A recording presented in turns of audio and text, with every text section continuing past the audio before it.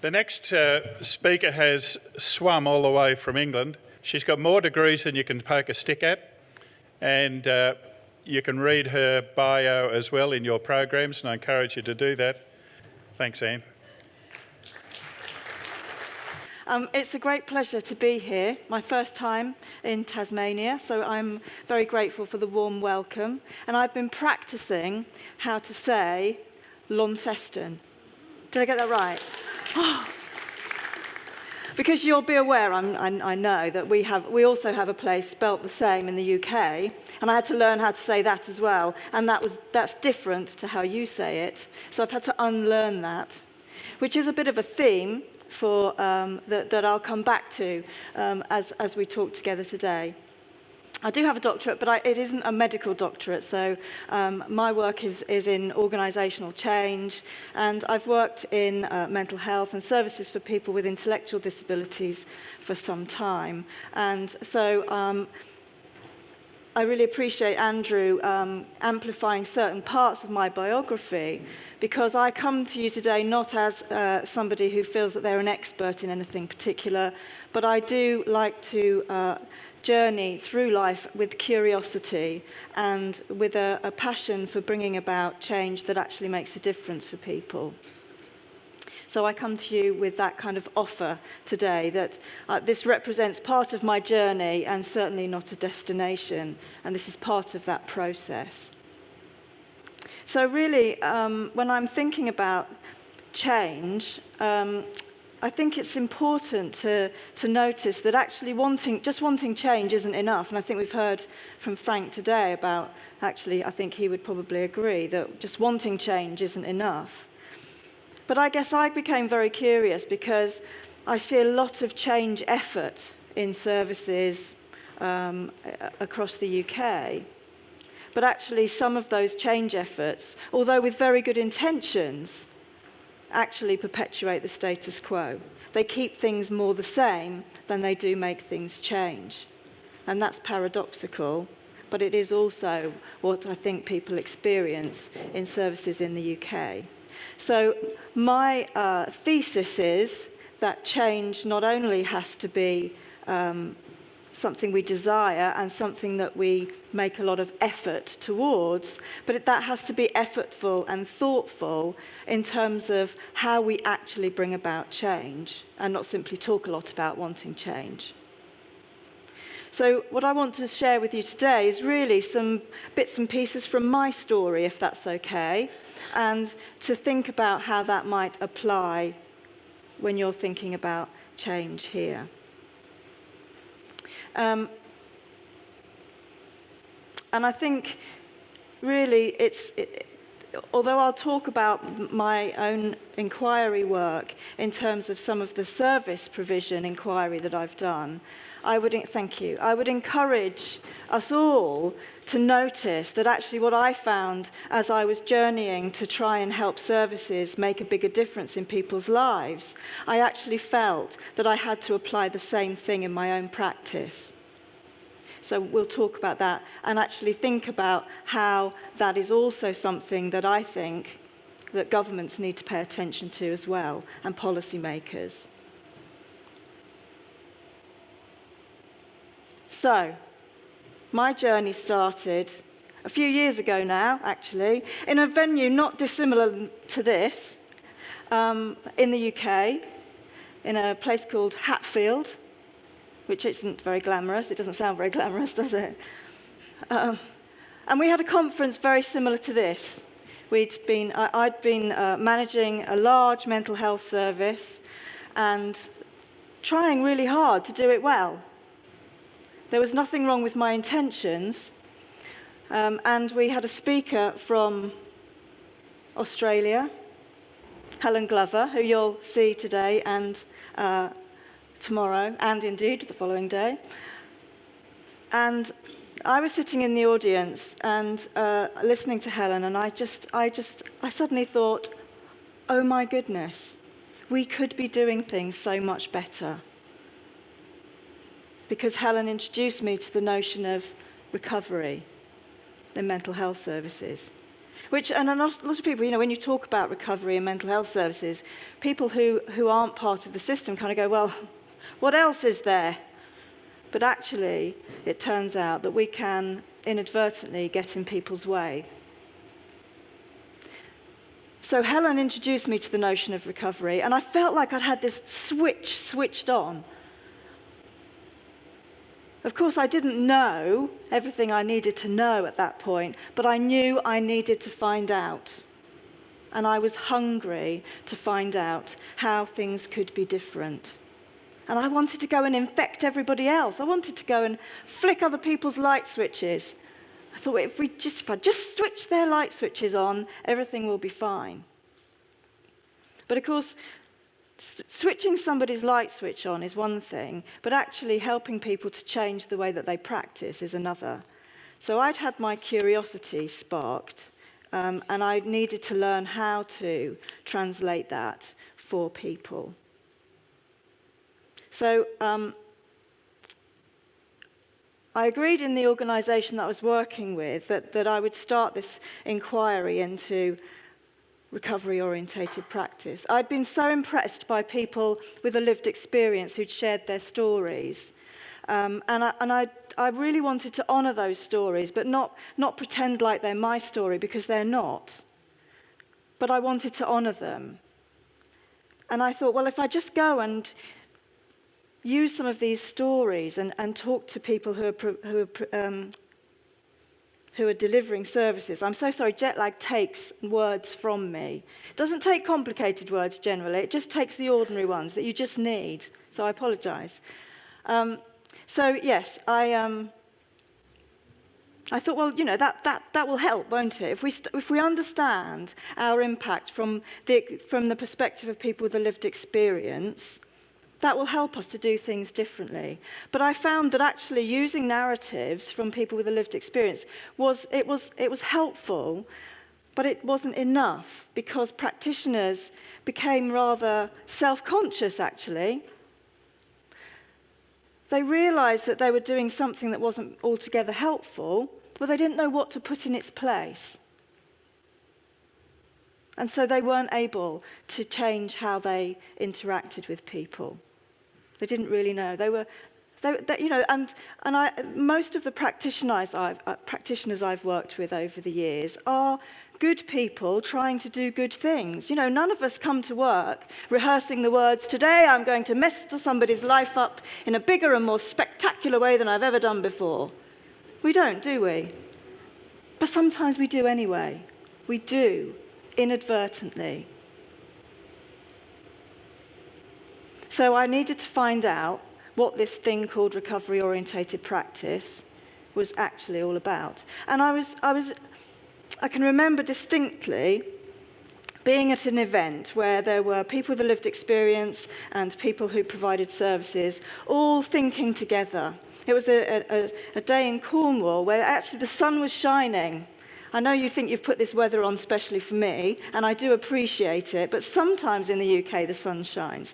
And we went outside in this grand place, and we sat down on the grass, and there was a bunch of people with a lived experience and a bunch of people who were service providers all mixed up together. And the people with a lived experience said, you know, sometimes when you guys provide services, it actually is unhelpful. It's the way you do it. Sometimes it's really unhelpful. It's not recovery orientated. You invite me into a space where there's no hope. You invite me into a space where I don't feel I'm able to have aspiration. We want recovery orientated services. We want people who are there in service of us reclaiming our lives and being the best we can be. And the professionals all said, yeah, we do that. We do that. We do. That's what we do. There's other professionals out there that don't do that, but we do. And I thought, these people are talking about the same service. They can't all be right. Because if they were, we wouldn't be in this mess. So I thought, well, if the practitioners think they're doing it right, and the people experiencing the practitioners don't think we're doing it right, perhaps there's a word that's worthy of some inquiry. And so I decided to try and translate what we already knew from what people had told us into something that would help practitioners to better help people. The problem is never how to get new, innovative thoughts into your mind, but how to get the old ones out. For me, that's been about how to pronounce Launceston and not Launceston, which is how you have to do it in Cornwall. And I think, I was struck when I was listening to Frank talking, that it's a very laudable aim to be pushing us towards prevention and intervening early in service of helping people to develop self-mastery. But we have to remember that unless we pay attention to the bit that we're doing that we want that to take the place of, then we'll just keep doing all of it. And that's certainly our experience in the UK, is there is also a push to help people earlier, more effectively, but we haven't unlearnt how to snare people into services and kind of they get stuck. So we need to pay attention to that bit too and unlearn some things whilst we're trying to introduce new innovation. Because if we don't, we just end up trying to do everything. And I certainly had to do a lot of unlearning during the process, and some of that was quite painful, and some of it wasn't. But it has reminded me that all of our journeys need to be effortful, and they need to stand in a courageous space. If it's not quite challenging, it's probably not worth doing.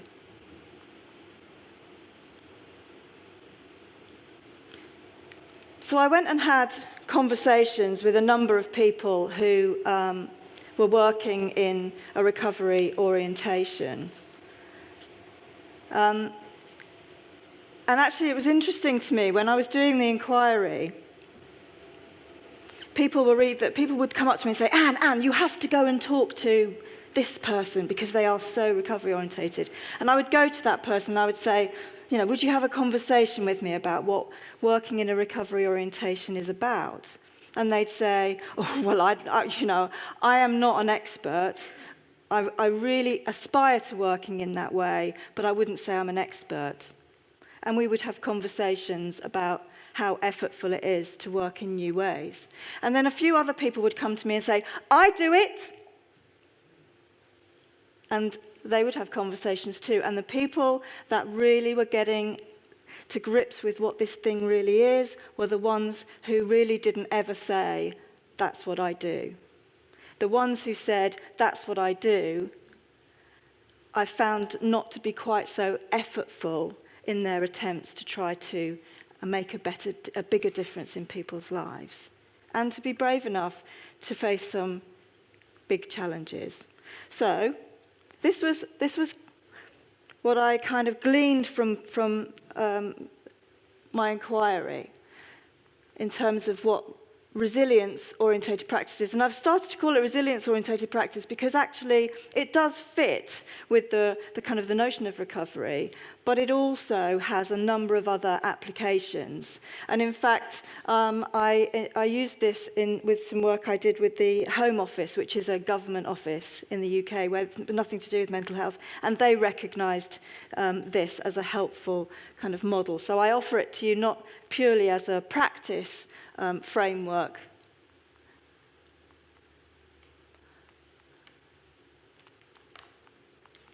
Okay, so personal agency, along here. Personal agency is the idea of my ability to kind of stand in my life and be in control of my life. So personal agency is my ability to kind of be in charge of my life. And I personally recognise that there are times when I find that I have a great deal of personal agency and times when it's more of a struggle. I don't think it's necessarily purely the domain of services. And along here, we call this the well-being axis. something around crisis here and flourishing over here.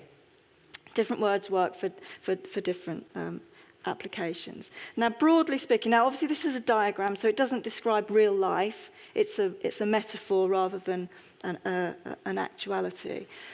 But basically, people who receive services, they may not start right at the end, they may not get right to the end, but in that sense, the journey for the person experiencing services tends to be in this direction, from a lower personal agency to a higher personal agency.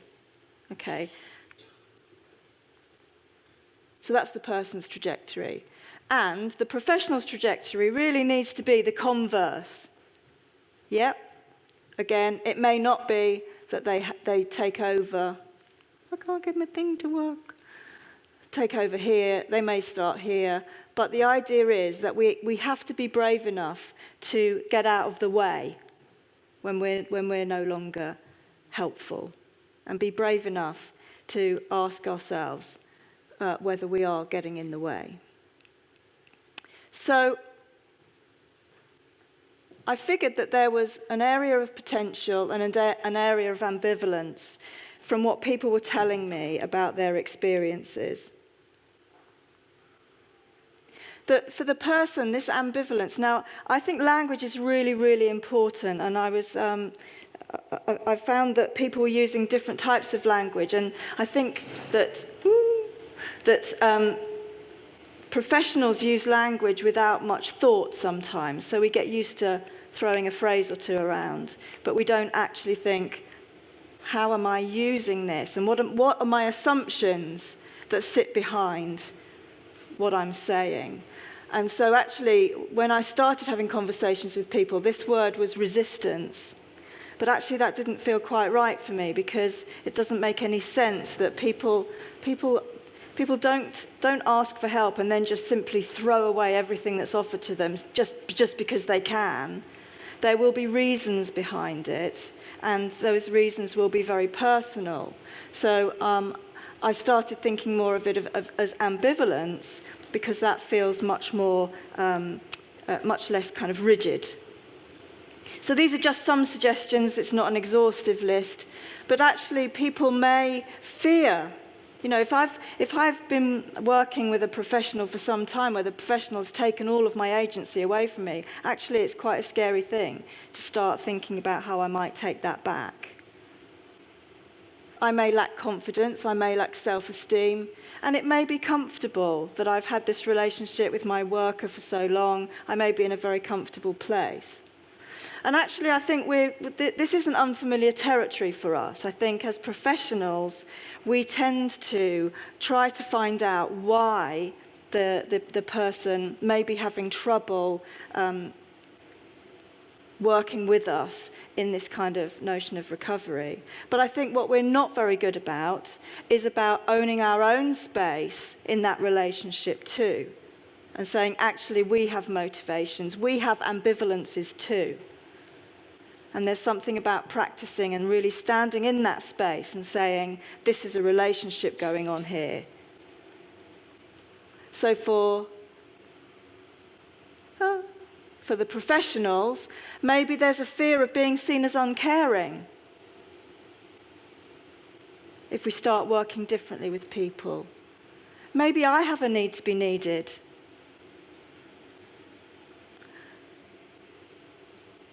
Maybe I need to be heralded as some kind of expert in somebody's life. I was watching on the BBC a programme about mental health services in a South London trust, and a young man told it was a documentary about this young man's story, James, and he'd worked very hard with his therapist and his care team, and he'd done really, really well, and he was going back to university, and he arrived at his kind of final case review, and there was a room full of professionals all sitting in a horseshoe, and he's sitting at the front, and they're saying, oh, you know, James, you're going back to university, well done. And he said, I couldn't have done this, you know, without all of you. You are all responsible for getting me to this place. And all of these professionals in the room sit there and nod sagely. Yes, it is us, isn't it? And nobody acknowledged that actually all of the hard work was James's. So what is it that's in service of for the people in the room? What makes me feel so great about myself if I claim James's effort as my own? Because it has to be something that's driven from me. Because it's not benefiting James at that point. So I think we do have to be prepared to ask ourselves, what's going on here for me as well as for you? And commonly, I have lots of conversations with professionals and service providers and policymakers about fears about risk and actually getting underneath, rather than using that as a shorthand term just to prevent us from having to even go there. Actually, what's going on there? What are our fears? Whose risk is it anyway? But that there's also an area of potential if we are prepared to work in this different way and walk alongside people, meet people where they are, and take courageous steps together. For the person, the potential is flourishing and thriving. Now, who wouldn't want that? Resilience and self-writing, which is Helen's phrase, in terms of developing self-mastery, but also being able to learn how to self-write and not be necessarily reliant on others. But there's also a potential for the professionals. Every professional I spoke to who was aspiring to work in a recovery orientation said it was more rewarding and that you can't go back. Once you've tried to do it, you can't go back. There's a greater potential impact and better use of resources. So we kind of know what we're doing here. That's the kind of the emergency response. And we kind of know that we need to be getting, if we're still involved up here, where I'm being the best I can be, then actually we're probably taking up too much room. So we need to know when we should go. And I don't mean abandon, but I mean get out of people's way. And how we then value what else. When James was sitting amongst his horseshoe of professionals, the rest of James's life, which also was part of what helped him and kept him feeling in control of his life, they were absent in the room, both actually and figuratively. So how do we enable people? I've had lots of conversations with lots of people with lived experience, and one person who I have a lot of respect for, and she will say, what keeps me well is my once-a-year hour with my psychiatrist. And I say to her, but is it really? Is that really what keeps you well? Because what happens the rest of the 364 days of the year? You are doing it, but if we claim that as professionals, if we foster that kind of notion, then we diminish what people have in the rest of their lives, which actually contribute hugely to people's feelings of well-being.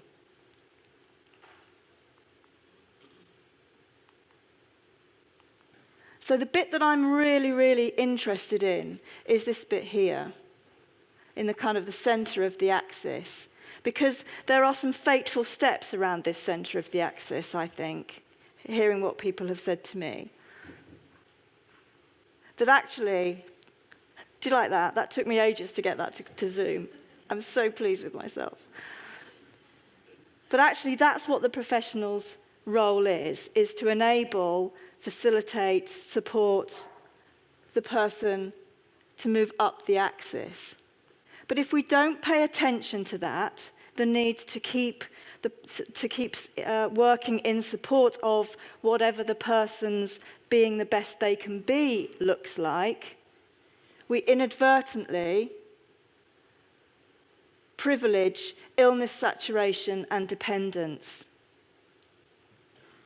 If I feel better because I'm making a difference in your life, then actually I might hang around too long because I like feeling good.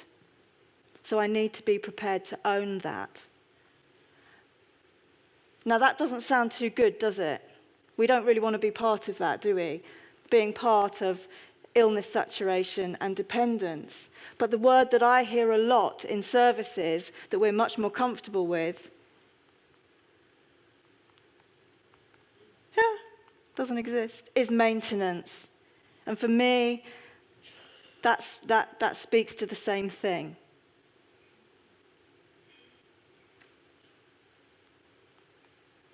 Okay, so I became very curious about what this kind of axis point, what was required here from practitioners, from professionals. How did we need to be different?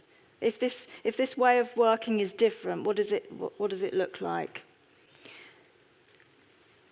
Now, there was a fairly consistent agreement that all of these words and others besides are important. Empathy, connection. People in their stories very rarely say, the thing that really helped me was a great care plan. They talk about relationships, they talk about connections, they talk about people. So all of these words, people don't tend to take too much exception to. I guess the thing I would say is that rather than just, yes, we do empathy, yes, we do authenticity, that actually we have to think about what does that mean? How does that really land with me? But there's pretty much agreement that all of those things are important. But there was a group of practitioners that I met, not an homogenous group, but there were a type of practitioner that I met who kind of thought that if you were kind and nice and had pretty good intentions and trust to luck, then everything will be okay. And I don't think that's enough.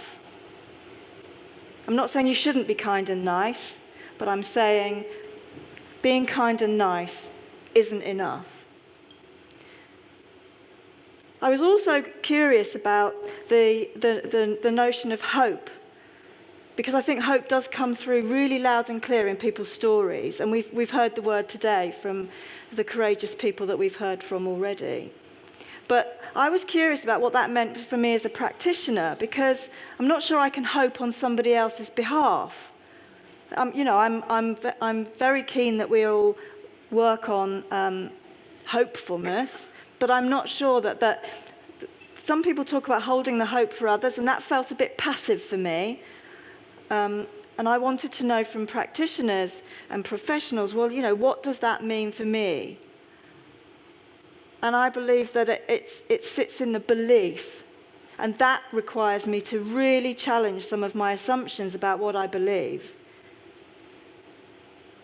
So if I believe that you will need services forever, then I become part of what makes that true. So I have to really think about what I believe and challenge some of my beliefs in order to be really present with the other person. It also requires curiosity, because if I think I know already, then actually I'm not going to be much help to you, because I don't know you as another person. I have to find out about you. And that means standing aside from this expert space that says, if I know this about you, then I know everything about you. So being curious. And I heard from the practitioners, the professionals, what they talked about in terms of managing this tension between being kind and nice and honouring the individual's struggles, but also knowing that there was some need for creative challenge in order for people to grow and for people to learn. So people talked about, those are supposed to come out one at a time, never mind. I interviewed a number of people, and I got lots and lots and lots and lots of data. And when I really analysed it down, it came into 4 main areas. Straight talking, which is really about saying, I'm not saying it's going to be easy, I'm saying it's going to be worth it. So telling people not necessarily over catastrophizing, but equally not just saying, everything will be fine. So straight talking, being honest, being open, and telling it like it is. And the notion of tough love came up a lot, which practitioners all kind of struggled with, because it was about honouring the person and their struggle, and really honouring them as part within the whole of their life. But it was also about sometimes having difficult conversations and saying, I'm not saying it's easy, but I'm saying it's worth it. I stole that from sports coaching, by the way. I didn't make that up. I wish I had, because I could claim it for my own. The other thing that they all talked about was this notion of what I've called divining for agency, which sounds a bit poncy, doesn't it, really? But I couldn't think of a better way of describing it, really. But, there are times in people's lives, and my own life, I can certainly identify with this, where you kind of feel that you don't have any kind of control, you don't have any sense of who you are. But I don't believe that anybody doesn't have agency. None at all. And what we have to be spectacularly good at is divining for that agency and amplifying it and fanning it until people can see it and feel it for themselves. And letting go, which is really, really important from a number of perspectives. The first, I think, is letting go of my agenda in the other person's life. This is not my recovery. And whatever I might think, I need to let go of it, because it's not my aspirations that are important. In services, we talk about things people need to do in order to, like the activities of daily living. You have to demonstrate that. Helen's laughing because we often have conversations about activities of daily living, and we reckon that between us, if we were judged on our activities of daily living as being a test as to whether we are recovered or resilient, that actually we would probably fail on a number of them between us. So letting go of our attachment to what recovery looks like, feels like, should be measured by. But also letting go of the relationship, being prepared to stand out of the way in people's lives.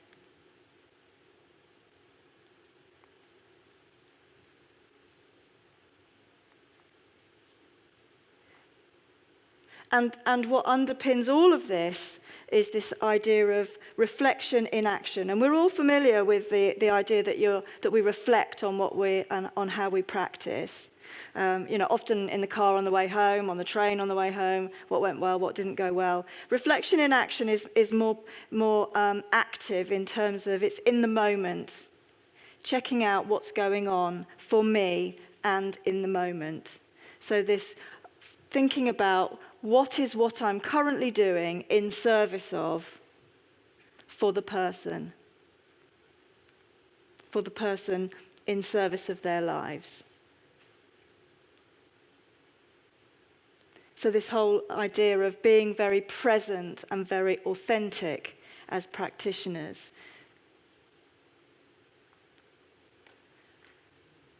So it might not be easy, but it will be worth it, is a central theme. And it also, this kind of notion of it's not easy, but it will be worth it, also serves us well when we're thinking about organisational change. Because it generally isn't easy, and it isn't a quick fix if it's going to be worth it. And one of the things that most of the people that I spoke to told me was that recovery-orientated practice or resilience-orientated practice feels like swimming against the tide, which I thought was curious, really, because we would think, wouldn't we, that services should be set up to facilitate working in this way.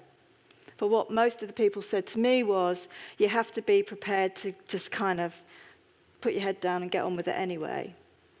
So I started thinking about, well, how do we then make our services operate in a way that isn't requiring practitioners to swim against the tide?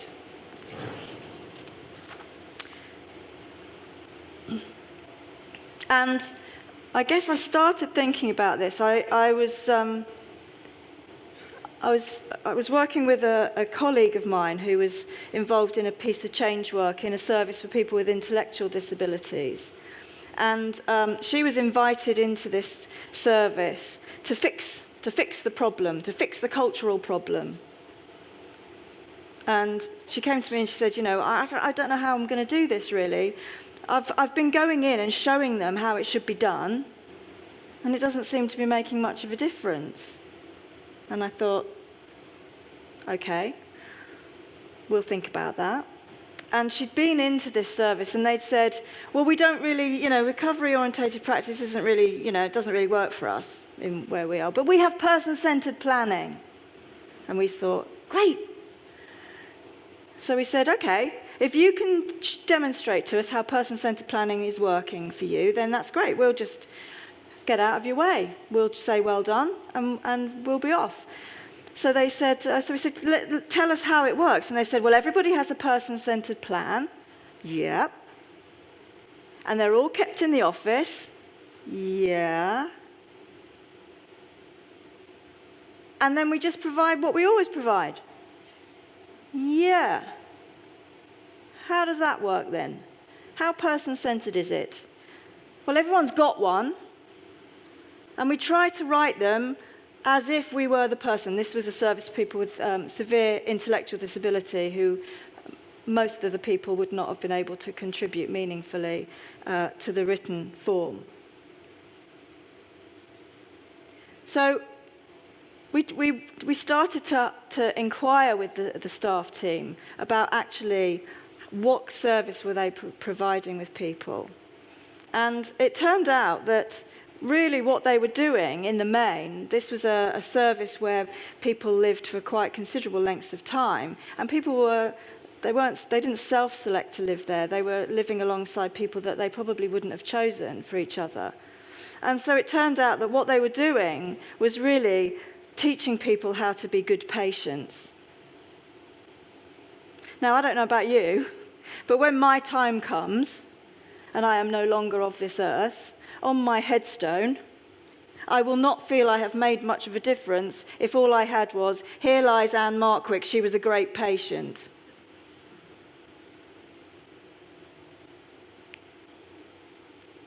I'd rather have, here lies Anne Markwick, she was great at being Anne Markwick. And so sometimes we have to be willing to ask ourselves, what are these interventions in service of? Because if they're in service of making our lives easier, then they are probably not about enabling somebody to be the best that they can be. So that took me to thinking, well, what is all of that about? Why do we do this? Why do we try to find a really quick, Frank said, you can have it, what did you say? You can have it quick or good or cheap. Well, I've ignored the cheap aspect of this, but I'm certainly very curious about this notion of, do you want it quick or do you want it right? And I have had to go back to some people who asked me to do some change work with them and say, well, you can have it quick or you can have it right, but you can't have both. So I was introduced to the notion of adaptive change. In this world of the need for quick fix, deliver it by December. But we can't do anything meaningful. Just do it. There is a great desire for us to address the technical problems. So technical problems can be resolved through the application of authoritative expertise and through the organisation's current structures, procedures and ways of doing things.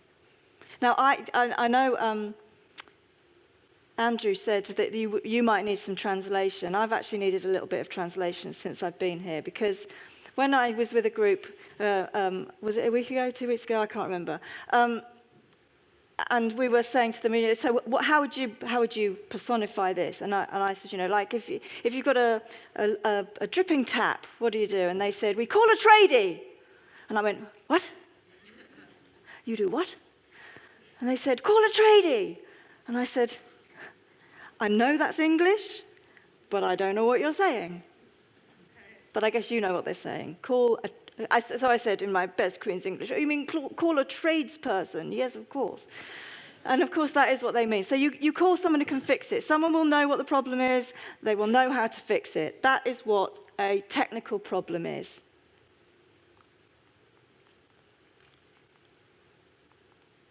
Hello. I think this might need some new batteries. It's not going very quickly. Okay. However, adaptive problems, or wicked problems as some people call them, can only be addressed through changes in people's priorities, beliefs, habits, and loyalties. So when I first got the recovery bug and I was going to people going, well, just do it. Just, do it differently. They were like rabbits in the headlights because they didn't know what to do, because it needed a change in their priorities, their beliefs, their habits, and their loyalties. And that takes work and it takes time.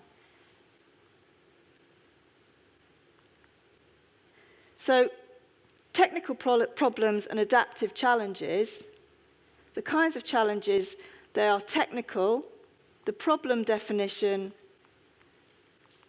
is clear, the solution is clear, and the locus of work is authority. In adaptive, the problem definition requires discovery, the solution requires discovery, and the locus of work is in stakeholders.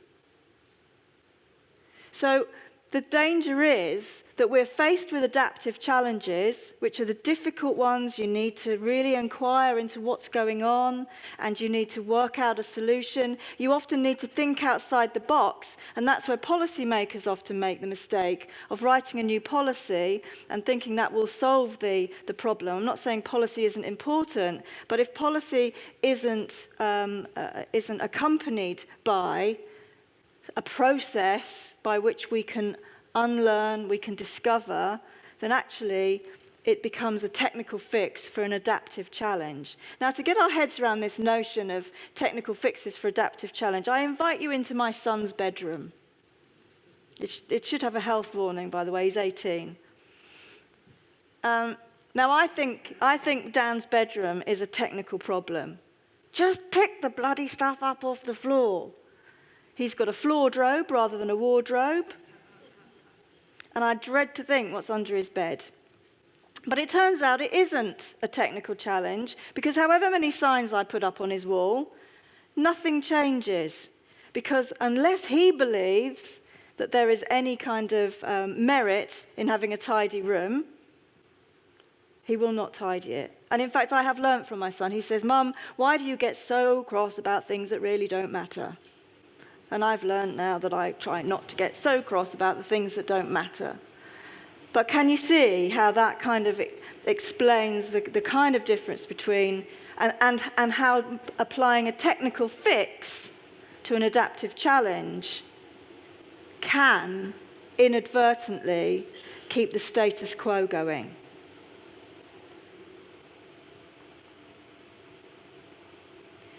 Employing a technical fix to solve adaptive challenges simply serves to perpetuate the status quo.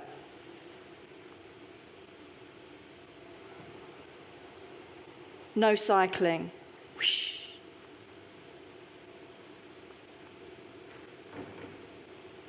No camping.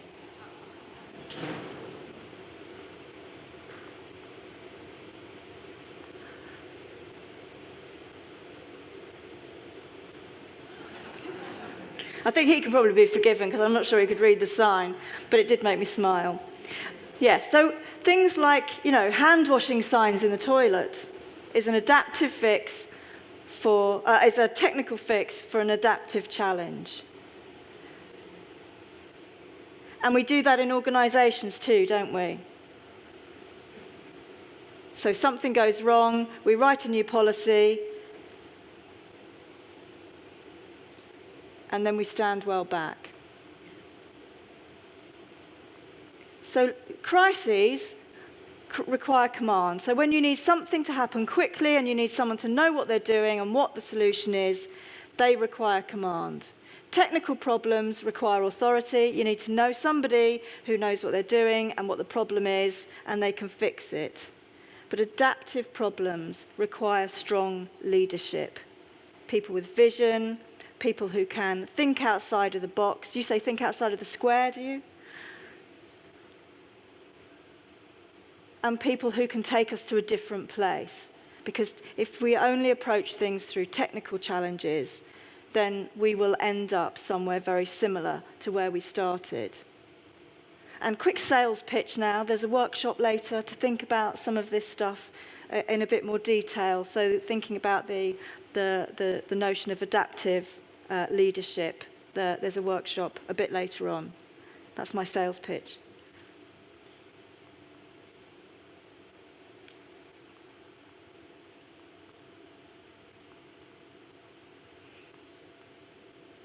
The most common form of human stupidity is forgetting what we're trying to do. That's by one of the great philosophers, Nietzsche. And I think that's really important for us to think about, isn't it? Because I think sometimes we get very tied up in what we do rather than what it's for.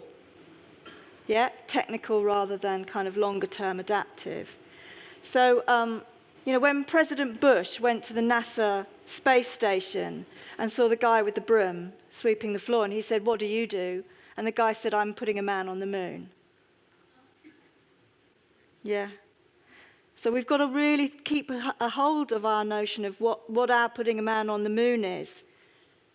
Otherwise, we get obsessed with sweeping the floor.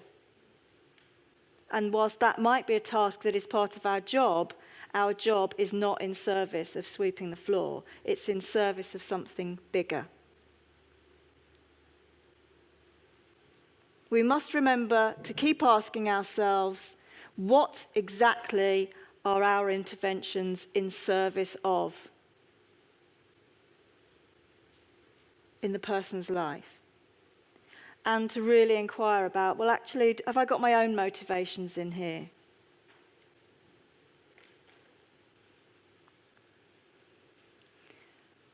And a common failing is to confuse activity with results. Busyness. Busyness often is quoted as the reason why we don't do the difficult stuff. We're too busy doing the technical fixes. I'm busy, I'll get round to it. But actually, if we don't interrupt the busyness and really pay attention to what the adaptive challenges are, then we won't make a difference.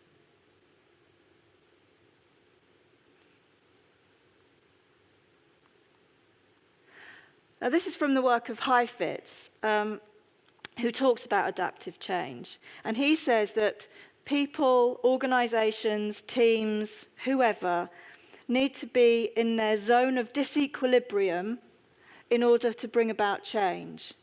So if I'm down here, I'm not actually uncomfortable. Why would I want to change? And actually that was something that I found when I first started trying to work with people and encourage people to work in a recovery orientation. Actually, people didn't have the hunger that I did. So if the people don't feel the need to change, then actually there is no likelihood of change.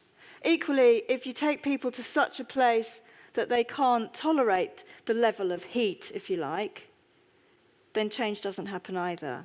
So what we need to do is be prepared to stand in this zone of disequilibrium. And I'm sure you can all think of times when you've done something that kind of pushed you outside your comfort zone. And sometimes that's because we place ourselves there. Sometimes that's because somebody else will say, yeah, go on, you can. And it's an uncomfortable place to be, but it is a generative place to be. It's a place of change. It's a place of learning. I can tell you exactly what the zone of disequilibrium feels like. It feels like standing up on this stage this morning and wondering if I actually had anything worth hearing.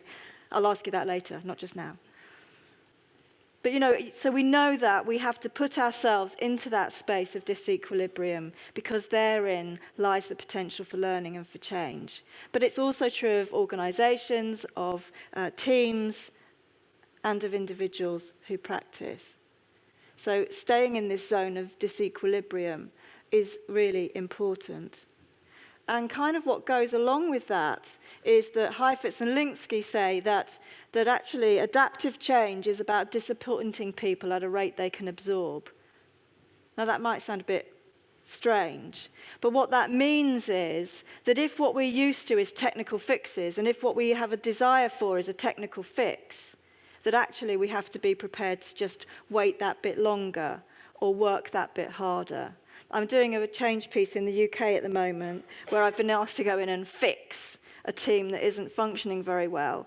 And the team have decided that they're going to change a few of their processes and that will fix it. But actually what's broken, for want of a better word, is the relationship with one team and all the other teams, which will take a lot longer to unpack and work on. So I've had to go back to the chief executive and say, do you want it quick or do you want it right? And I'm disappointing him at a rate he can absorb. I hope. I'll find out when I go back if I've still got the work. Yeah? So if we have a propensity to want technical fixes and quick fixes, then sometimes going into that zone of disequilibrium is disappointing people at a rate they can absorb. So not disappointing them so that they go, ah! Like the George Clooney slide, but actually helping people to see that with a process of discovery and a process of inquiry, you can get to a better place. And that is where sustainable change comes from. If you keep throwing technical fixes at adaptive challenges, you don't solve anything. You just keep coming back and needing to check it again and change it again and change it again. So, my final message really is that to practice in this way, whether you're a change agent, whether you're a direct service provider, or whether you are a government, is that you do have to practice with heart, but you also have to practice with backbone. You have to have courage. You have to walk alongside because the journey is a long one, and you have to walk alongside, meet people where they are and walk alongside to find a new place. And you have to be here now. You have to really stand into your space and own where you are as well as where they are. So it might be a new journey, but all journeys start with one step. Thank you. You might really appreciate the tension that Anne creates with that need for a field for some sort of change in the way that you go about your practice. I, for one, am going home to clean up my bedroom straight away. People like to ask questions. We've got the elves, Julie, Rebecca and Paul again. Hands up if you would like to ask a question. Hello. Over here. Oh, okay. I just really wanted to say how wonderful and refreshing it is that a professional like you understands recovery and resilience. Thank you, Kathy. It's really hard because a lot of consumers still don't have any concept of recovery. So people like yourself training other staff to get the word out. Also, as a peer worker myself now, I've done a lot of training, and a few years ago someone once said, our job as a worker is to become redundant. Yes. And it is about walking alongside your consumer but not living their life for them and doing it for them, you know, so they can do it for themselves. So thank you again. Yeah, thank you. And yes, I agree entirely. That was the kind of intention of the arrows, that, you know, we have to be prepared to get out of the way, because there will be plenty of other people that will need our support, or not. Thank you. I just wanted to comment on you saying that language was really important, and I agree with you. And you illustrated at one stage where you'd chosen ambivalence over resistance. And I just wanted to make the point that language like resistance is really stigmatic of consumers, and that one of the big things that I work for the Mental Health Council of Tasmania, and only today I received an email from a consumer who'd had a very bad experience at the Royal in Hobart. And again I hear from people about the language used with them from clinicians and how that immediately marginalises them. And there's no hope then, the hope word again, there's no hope for having that coming together and really truly... So people talk about the recovery model quite a lot in Australia, you've probably noticed. But I don't think as a whole we've got it yet. I don't know whether it's the same in England. What would your comment be? Yes, I think it is, and I think it's, in a sense, it's coming back to this kind of technical and adaptive. Is that we kind of want to know what recovery is, but because it is quite a complex set of concepts rather than a model, I think we want to be able to put it in a box and know what it looks like, and then replicate it. But actually it's not amenable to that. But I think there are people who believe it is amenable to that. So there are some projects in the UK which are intended to enable organisations to develop a recovery orientation, but actually they feel a bit like a one-size-fits-all. So everybody's got to have one of these, one of these, one of these, and one of these, and then you'll be recovery orientated. Whereas my argument is, I don't really, you know, these are all probably very laudable aims. They're things like recovery colleges and peer support workers. You know, and I think peer support workers are a really good idea unless you implement them without really thinking about it and without really having a strong sense of how is this going to work around here and what's the risk of doing that, because there are risks attached in terms of for the peers, for the service, you know, there's all sorts of things. So I think my advocacy to you is, it's not the building blocks that are the important, it's the why, the how, and the how we stay curious about what's actually happening.